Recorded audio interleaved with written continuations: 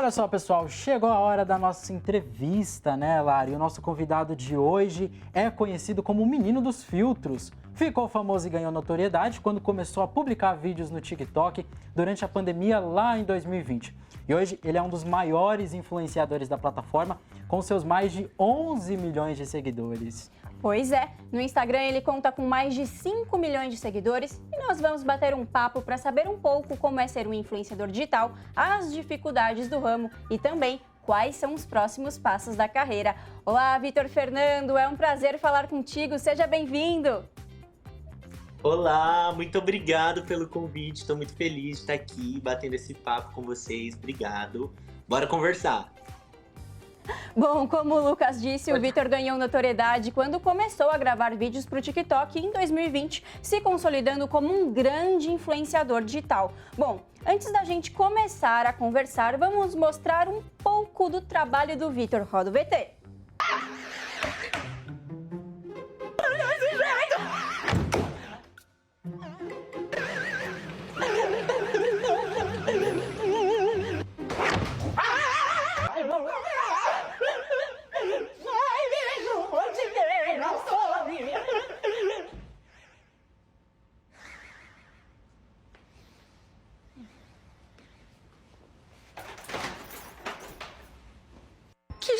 Estranho, tá todo mundo numa paz. Minha tia nem perguntou dos namoradinhos ainda. Que esquisito. Por que a tia Nena não humilhou minha prima ainda na frente de todo mundo? Que será que essa Nena tá tramando? Que até agora ela não falou que o terreno da minha mãe vai ficar pra ela. Ei, um quebra-pau. Parece até que eu tenho outra família. O que tá acontecendo? Ninguém vai falar de política, não? Suspeito. Olha só como ficou. Coloquei esse topzinho, e eu acho que fica bom com essa bolsinha, que essa bolsinha de brilho combina com tudo. Aqui, não sei o que lá. O que vocês acharam? Eu acho que aquela outra que você tinha experimentado ia combinar mais, sabia? E você cala sua boca que ninguém te perguntou nada.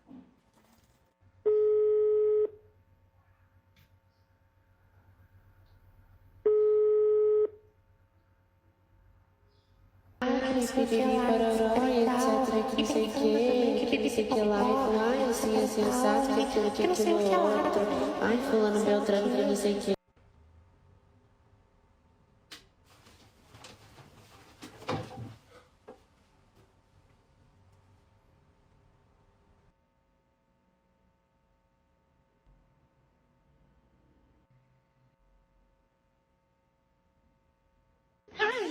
Enfim, um pouco de paz nessa empresa, né? Ai, amiga, graças a Deus você tá aqui. A gente precisa tanto falar sobre aquele relatório, né? Tô tão aflita, não tem... Ai, gente, muito bom. O Vitor tava até comentando aqui com a Larissa que a gente passa a semana inteira só encaminhando um direct do outro, só encaminhando o vídeo seu. Eu amo, que bom, continue compartilhando. É isso, vamos gerar aí o engajamento, né? É isso. Ô, Vitor, mas é isso, a gente deu uma olhadinha no seu trabalho, né?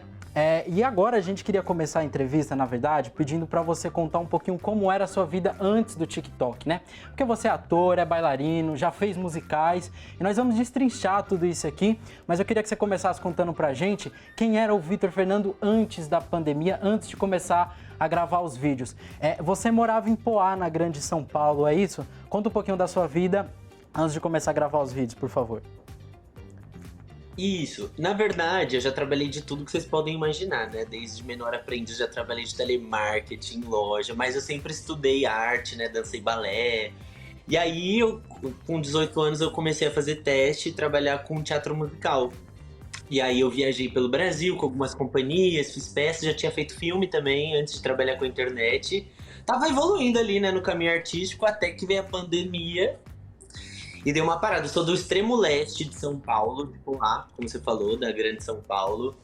E lá sempre foi uma luta, assim, né? Porque viver de arte sendo, sei lá, de um lugar onde não tem muito acesso, é um pouco difícil, é um perrengue a mais, assim, né? Uma luta a mais. Eu fazia peça em São Paulo e voltava correndo para pegar o último metrô, o último trem, conseguir voltar para Poá. Foi um caos, assim, foi um caos, mas eu, graças a Deus, estava trabalhando com o que eu sempre amei e ajudando a minha família e tudo. E aí veio a pandemia, eu voltei a morar lá em Poá com a minha mãe. E aí foi quando eu comecei a fazer os vídeos na brincadeira, assim, não tinha o intuito, assim, de... Até porque ninguém achava que sua vida ia mudar, né? A gente achava que ia demorar uma semaninha, pandemia, então eu comecei a fazer só pra brincar mesmo, pensando, já volta tudo, né? A gente volta ao normal. Mas aí ficou um tempão, e aí foi acontecendo a criação de conteúdo na pandemia mesmo, lá em casa, com a minha família. Perfeito. E foi uma guinada muito rápida, né? Foi difícil entender, Vitor, sua nova realidade, sua fama, de quem forma, né, sua carreira como influenciador, como que isso te abriu portas para a sua profissão como ator e como bailarino? Então, eu acho que a criação de conteúdo, ela abre portas agora, né? Que eu acho que na pandemia a gente ficou um pouco mais consciente, eu mesmo fiquei mais consciente dessa profissão, que é a criação de conteúdo. Eu era super low profile, eu não entendia muito bem, né? Sabia que existiam blogueiras, existiam criadores de conteúdo, mas não entendia muito bem como isso funcionava. Eu vivia em um outro mundo e realmente quando eu comecei a criar conteúdo, enfim, tava todo mundo em casa, né, vendo o seu celular, a gente não tinha tanto o que fazer, né, a gente tava muito preso ainda. E aí os conteúdos viralizaram e as marcas chegaram até mim, e aí eu parei pra pensar e falei, opa, acho, né, é um trabalho aqui, então vamos lá. Já que eu tô sem outro trabalho, não sei quanto tempo isso vai durar, vou começar a trabalhar com essas marcas. E aí fui começando a trabalhar com as marcas e foi engraçado, na verdade, quando eu vi os conteúdos, eles começaram a viralizar sem ser por mim, né? Eu postava no TikTok, porque na época ninguém tinha TikTok. Eu falava, vou postar aqui, ninguém nem vai ver mesmo. Vai ficar aqui no off, meus amigos, ninguém vai ver.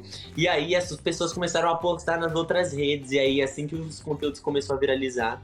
Mas eu acho que o choque mesmo de entender que eu tava ficando, os conteúdos estavam ficando conhecidos e tal, foi quando a pandemia deu uma amenizada, que a gente ainda tava na pandemia, mas já dava pra ir no mercado com muito cuidado, com máscara, e aí as pessoas me reconheciam mesmo de máscara e tal. Aí que eu comecei a entender mesmo, né, que as pessoas estavam começando a realmente me conhecer.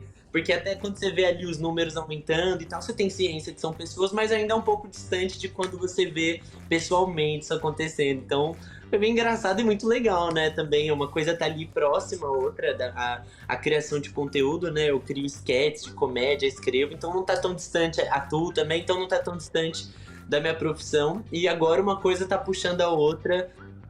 Me abriu portas para fazer outros projetos, né? Alguns filmes aí que vão sair, série também na Netflix.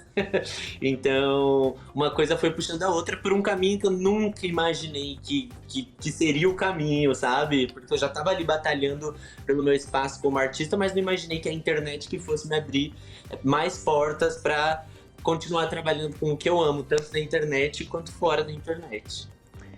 É isso, Vitor, eu estava até eu e a Larissa, nós estávamos comentando que o mais legal é isso, você já trabalhava com a arte, né, com toda essa questão artística, já atuava, cantava antes de virar um grande influenciador, né, porque geralmente muitos influenciadores da pandemia acabaram vindo, faziam outras coisas, tinham outras profissões e começaram a gravar vídeos durante a pandemia e, bom, isso acabou se tornando foi mais para esse lado artístico, para esse lado de influência, legal que você já trabalhava com isso.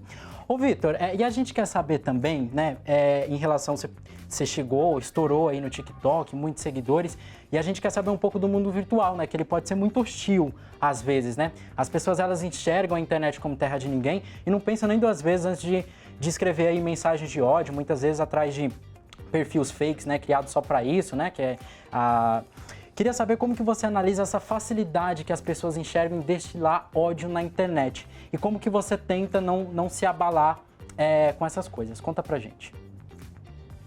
Olha, eu acho que existem vários motivos, né? A gente não tem como descobrir cada motivo, porque cada comentário, enfim, não tem como analisar um por um, mas eu acho que alguns dos grandes motivos, o primeiro é você achar que que aquela pessoa que está ali tendo visibilidade, que está criando conteúdo, você quase que desumaniza ela por você ver tanto ela como uma figura e não como uma pessoa. Então algumas pessoas eu acho que acabam falando nem pensando que, né, é uma pessoa, porque ela acho que comenta, vendo tantos comentários, fala, essa é a minha opinião e segue a vida. Porque no começo eu ficava assim, como que essa pessoa tem coragem de falar uma coisa dessas? Só que aí depois eu paro pra pensar, às vezes essa pessoa comentou esse negócio e saiu vivendo a vida e eu que tô me remoendo isso, entendeu? É claro que não é um comentário positivo, não é uma atitude legal, mas eu acho que Eu acho que um dos motivos é esse, porque as pessoas estão acostumadas a verem figuras, tanto na TV também, eu acho que figuras públicas, meio que de uma forma desumanizada, assim, acha que pode opinar sobre o corpo, sobre o que faz, se pinta o cabelo, vai lá te xingar, se tira a barba, vai lá te xingar, se você emagrece, já tem alguém vindo falar da sua aparência, se você engorda, tem gente vindo falar da sua aparência. Então as pessoas esquecem um pouco que você também é uma pessoa que tá ali, né? Não é só um conteúdo ali, não é só um produto, né? É realmente um ser humano também que vai ler aquilo e que pode lidar de uma forma não tão bacana, pode ativar alguns gatilhos. Eu, graças a Deus, né, claro que eu já tive vários comentários negativos, todo mundo que trabalha com internet tem, né, recebe comentários negativos. Eu acho que os mais ofensivos geralmente são sobre aparência, são sobre sua vida pessoal, assim, são coisas que pegam. Mas a gente acaba filtrando e entendendo que pode ser também uma prospecção de uma frustração da pessoa, enfim, que ela tá colocando ali, mas eu prefiro acreditar que no fundo a pessoa que comenta isso, que destila ódio na internet, ela talvez nem espere que você vá ler, ou ela realmente acha que, sabe, você não vai ter sentimentos o suficiente para isso te atingir de alguma forma. Acredito nisso, mas essa onda de ódio também tem gerado muito engajamento. Então é uma outra coisa em que não só as pessoas, mas muitas páginas também têm se apoiado na distribuição de hate, porque, enfim, todo mundo quer ser engajado na internet hoje em dia, às vezes não sabe como, e aí um viral de hate no Twitter, um comentário ali negativo que vai ter um monte de curtidas, isso é o suficiente para a pessoa ficar muito feliz. Então eu acho que o fato de engajar, às vezes, também essa coisa negativa, aquela quase que tipo assim, eu sou sincero, eu falo mesmo, sabe? Essa coisa de quando você tá sendo tóxico, aí você fala, eu estou sendo sincero. Não, você está sendo tóxico. Isso engaja. Então, eu acho que pode ser isso também. Eu acho que existem vários motivos. Exatamente, Vitor. Eu acho que você falou a palavra certa. As pessoas, elas desumanizam as outras, só porque tá lá na tela, tá longe, né? Então, é isso. Mas, bom, ainda sobre o mundo virtual, Vitor, para você, o influenciador, ele tem que se posicionar sobre tudo ou não? Questões sociais, ambientais, é um papel do influenciador, que o próprio nome já diz, né? Influencia as pessoas se posicionar? Cara, eu acho muito importante. Eu acho importante, mas também acho arriscado porque aconteceram algumas coisas que não foram tão legais quando pessoas que não entendem muito bem também querem se posicionar demais. Eu acho que você tem que se posicionar sobre Eu acho importante, não só como influenciador, a gente como ser humano saber o que está acontecendo no mundo, ter consciência de classe, ter consciência política, né? Saber como funciona a política do seu país e em que pé estamos na política, enfim, socioeconômica, social e tudo mais. Então, eu acho que a gente já tem que saber isso. Eu acho que independente de ser influenciador ou não, mas você sendo influenciador, eu acho que você precisa... Eu acho que tem que se posicionar e influenciar positivamente as pessoas, mas é esse o cuidado que tem que ter. Eu acho que você tem que se posicionar com muita consciência e tendo certeza do que você está falando. Porque também, imagina se todos os influenciadores começam a defender somente uma opinião sem embasamento nenhum que é tua. Imagina o que pode virar. Então eu acho que é importante se posicionar, eu acho importante usar a influência para inspirar positivamente as pessoas, né? Não positividade tóxica, mas eu digo de posicionamento político também. Muitas pessoas que me seguem, eu sei que às vezes não têm o mesmo acesso que eu tive, apesar de eu ter tido pouco acesso também, eu sei que tem pessoas que têm menos. Então, às vezes eu gosto de falar sobre determinados assuntos, assim como eu gosto de recomendar uma série. Então, eu acho importante a gente falar quando a gente sabe, né, o que a gente tá falando também, mas acho importante a gente saber, primeiramente, e aí depois se posicionar. Eu acho que é importante, sim, levar conhecimento para as pessoas, né, não ficar só numa coisa superficial e usar a nossa influência pro bem, no final das contas. Exatamente, é essa linha tênue, né, Vitor, entre saber o que tá falando de fato e só falar por falar. E bom, um dos intuitos dos seus vídeos é ter humor, todos eles têm essa pegada, né, mais humorada. Vitor, até que ponto você considera que é possível fazer humor? Aquela pergunta de sempre, humor tem limite? Cara, eu acho que o humor tem limite, sim, né, teve essa discussão recente, inclusive, sobre isso. Eu acho que quando você ofende alguém, né? É uma coisa também muito já antiga. Não sei por que as pessoas ainda discutem muito sobre isso, mas a partir do momento que você ofende, né?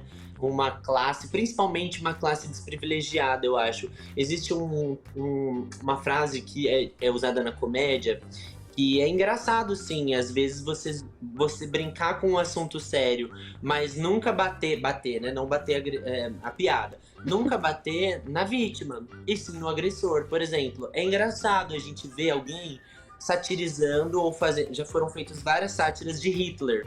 É engraçado. Pode ser engraçado. Agora, não é engraçado se você fizer uma sátira sobre os judeus sofrendo, né, como sofreram no nazismo. Aí não é engraçado. Então, eu acho que tem essa linha tênue entre esse humor ácido, que é sobre zoar alguma situação, que beire ali o sério, mas tem que ter muito cuidado para ter certeza que você não tá ofendendo outras pessoas e pessoas que já sofreram muitas vezes com isso, né? Um exemplo, piada sobre racismo, pra que fazer uma piada sobre racismo e ainda ofendendo as pessoas que sofrem com isso até hoje, sabe? Eu acho que isso não é interessante e não é engraçado. Eu acho que não é engraçado de forma alguma. Então, acho que o limite do humor é você ter certeza mesmo de que você não está ofendendo outras pessoas, e pessoas principalmente que já sofreram muito com esse tipo de humor, de piada recreativa, né? De preconceito recreativo, que é o preconceito em forma de piada, né? Que muitas pessoas sofrem. É o menino gay que é chamado de Coca Fanta desde criança. Então, tipo, é o gordinho que já tem várias piadas. Então, tipo, piadas em torno disso, ridicularizando. Então a gente sabe que no fundo são piadas que são usadas também para outros fins, então não é interessante. Eu acho isso.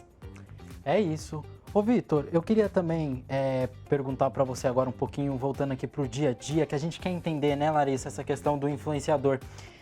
Isso é uma profissão e você chega a postar às vezes 3, 4 vídeos por dia. A gente queria entender como que é essa organização que você faz.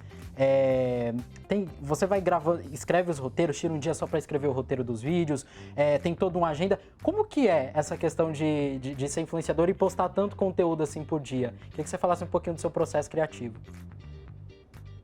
Como eu, né? Existem muitos tipos de criadores de conteúdo e influenciadores, né? Tem gente que cria muito pros stories, mostrando mais o seu dia a dia, então acaba que a pessoa, ela para gravar o seu dia a dia. Como eu faço sketch e tudo mais, eu preciso pensar nas ideias, preciso pensar no que eu vou fazer, no que eu vou criar, no que eu vou postar.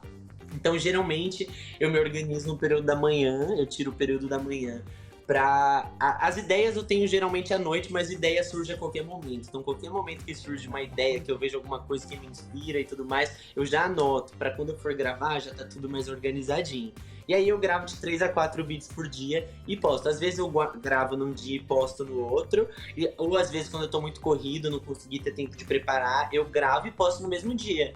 Gravo no período da manhã e vou postando durante o dia todo.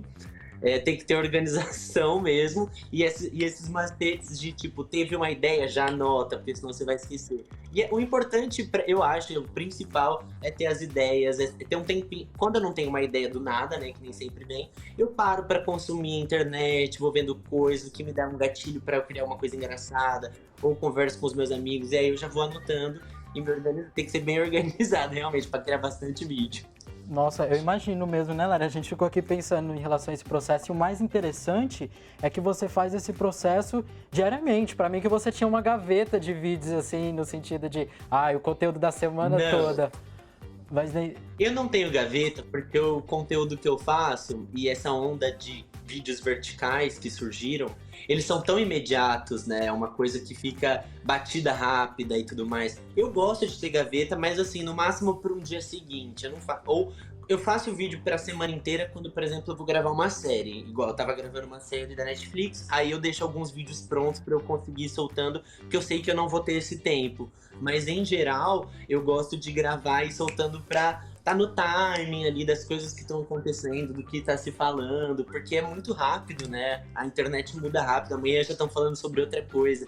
Então, se eu deixar uma gaveta, um vídeo que eu achei muito legal de hoje pra postar, daqui 4 dias esse assunto pode já ter mudado, já ter tido uma outra discussão sobre isso, já ter virado outra coisa. É engraçado que tá tudo cada vez mais rápido, então a criação, ela também, o meu estilo, eu gosto de criar rápido também.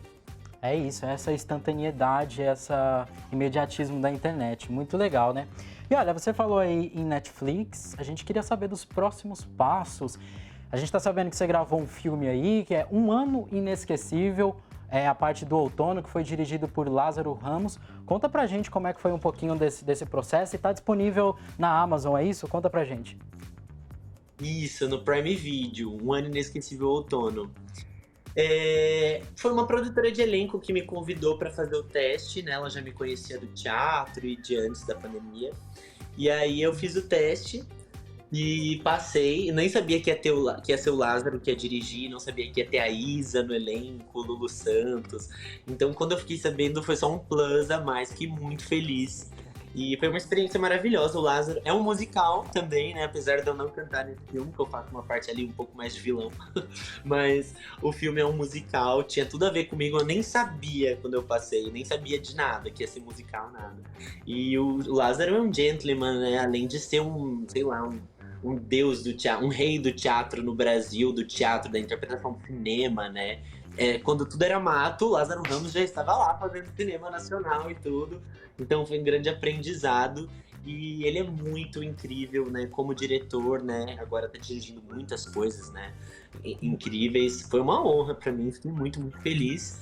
E tem um outro filme também que estreia já nos cinemas, chamado Um Dia 5 Estrelas. E é uma comédia também da Paris Filmes. E aí terminei agora de gravar uma série da Netflix, Ponto Final, do Rodrigo Santana, que estreia ano que vem. Tô muito feliz. Que legal, emendando um trabalho atrás do outro, isso que é bacana, né? Então, além de assistir o Vitor nas telinhas verticais, no TikTok e no Instagram, você pode ver ele aí disponível no stream, na Amazon, na Netflix e em breve também nas telas do cinema, né, Lari? É isso aí. Vitor, a gente tá encerrando, você quer falar mais alguma coisinha? Eu quero agradecer vocês por esse papo, né? Muito obrigado pelo convite, amei falar um pouquinho aqui da minha vida, né? Dos perrengues, dos mini perrengues aí de trabalhar com internet. E dizer que, cara, eu acho que a internet hoje é uma vitrine para muita coisa, né? Existia muito um preconceito antes das pessoas do audiovisual para a internet e, em geral, isso foi se quebrando, é muito legal. E tanto para qualquer outra profissão também, eu acho que você ter ali o seu trabalho exposto na internet, saber lidar com isso é muito legal. Então, usem mais disso e acreditem em vocês. E é isso aí, muito feliz de estar aqui batendo esse papo. Muito obrigado. É isso, pessoal. Vitor Fernando aqui nos Desenrolados. Vitor, obrigado pela sua participação, viu? A gente adorou ter você aqui. Obrigada, Vitor. Sempre bom. Volte sempre quando quiser, tá? Quiser vir aqui presencialmente. Quando vocês me chamarem, tô aqui. Maravilha. Então já, faz assim. Quando você for estrear o seu novo filme, então, aí você vem aqui pra você divulgar com a gente, tá bom? Presencialmente. Presencialmente. Fechado.